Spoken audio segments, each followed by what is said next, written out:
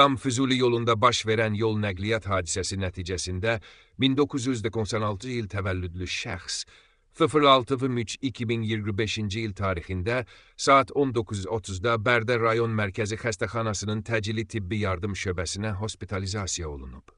Bu barədə Oxu Azad Tibbi Ərazi Bölmələrini İdarə Etmə Birliyindən məlumat verilib. Bildirilib ki, dəqiqləşdirilməmiş qapalı kəllə-beyin travması, döş qəfəsinin küt travması, qarnın küt travması, sol ayağın 4-cü barmağının əsas falanqasının yerdəyişmiş sınığı diaqnozları təyin edilən şəxsə zəruri tibbi yardımlar göstərilib. Hazırda müvafiq şöbədə müalicəsi davam etdirilir, vəziyyəti orta ağırdır.